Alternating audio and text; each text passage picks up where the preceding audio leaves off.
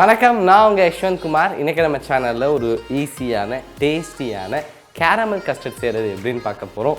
இந்த கேரமல் கஸ்டர்டுக்கு தேவையான இன்க்ரீடியன்ட்ஸ் ரொம்பவே குறைவு தான், இருந்தாலும் இதோடைய டேஸ்ட் பிரமாதமாக இருக்கும். அண்ட் இந்த லாக்டவுனுக்கு இது ஒரு சூப்பரான டெசர்ட்னு சொல்லலாம்.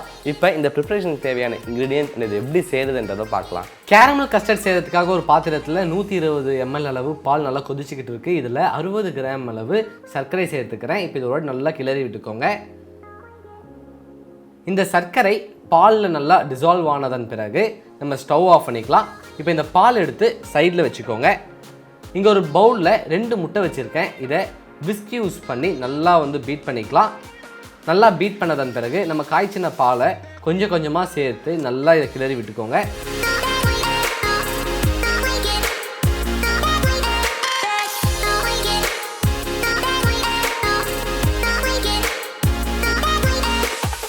நல்லா மிக்ஸ் பண்ணதன் பிறகு இதில் 2 ட்ராப் வெனிலா எசன்ஸ் சேர்த்துக்கிறேன். மறுபடியும் இதோட நல்லா மிக்ஸ் பண்ணிக்கோங்க. கேரமல் கஸ்டர்டுக்கு தேவையான கஸ்டர்ட் ரெடி ஆகிடுச்சு. இதை எடுத்து சைடில் வச்சுருவோம். இப்போ நம்ம கேரமல் ரெடி பண்ணிக்கலாம். அதுக்காக ஒரு பேனில் 100 கிராம் அளவு சர்க்கரை சேர்த்துக்கிறேன். இந்த சர்க்கரை நல்லா கேரமல் ஆகிற வரைக்கும் வெயிட் பண்ணுவோம்.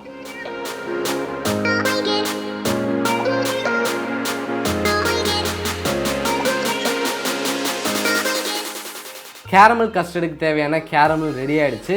இப்போ ஸ்டவ் ஆஃப் பண்ணிக்கலாம். இந்த கேரமலை நம்ம எந்த பவுலில் கேரமல் கஸ்டர்ட் செய்ய போகிறோமோ அதில் எடுத்து ஊற்றிக்கலாம். இந்த கேரமல் பவுலுடைய பேஸை கவர் பண்ணுற அளவுக்கு ஊற்றுனதன் பிறகு இதோடைய சூடை முழுமையாக ஆற விடுங்க. சூடு முழுமையாக ஆறினதன் பிறகு நம்ம ரெடி பண்ணி வச்சுருக்க கஸ்டர்டை ஒரு ஸ்ட்ரெயினரை யூஸ் பண்ணி ஸ்ட்ரெயின் பண்ணி இந்த பவுலில் ஊற்றிக்கலாம். ஊற்றினதன் பிறகு நம்ம இதை குக் பண்ணும்போது மேலே வாட்டர் படாமல் இருக்கிறதுக்காக ஒரு கிளிங் ரேப் போட்டு கவர் பண்ணிக்கிறேன்.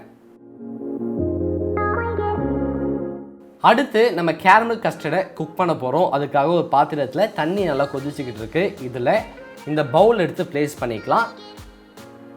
ப்ளேஸ் பண்ணதன் பிறகு ஒரு லிட்டு போட்டு க்ளோஸ் பண்ணி இதை லோ ஃப்ளேம்லேயே வச்சு 10 to 12 minutes குக் பண்ணிக்கோங்க.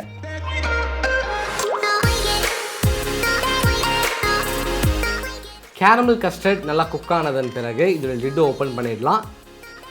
இதுக்குள்ளே இருக்க இந்த பவுலை வேற ஒரு பிளேட்டில் மாற்றிக்கோங்க. மாற்றினதன் பிறகு இது மேலே இருக்கக்கூடிய கிளிங் ரேப்பை ரிமூவ் பண்ணிவிட்டு இதை ஃப்ரிட்ஜில் 1 to 2 hours அப்படியே விட்டுருங்க.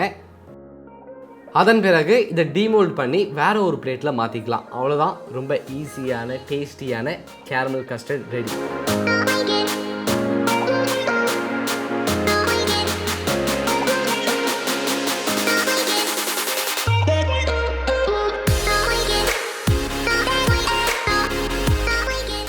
ஒரு சூப்பரான கேரமல் கஸ்டர்ட் ரெடி ஆகிடுச்சு. இந்த கேரமல் கஸ்டர்டை நம்ம குக் பண்ணும்போது ஓவர் குக் பண்ணிட்டோம் அப்படின்னா கேரமல் கஸ்டர்டை சுற்றி நிறைய ஹோல்ஸ் ஃபார்ம் ஆகும்.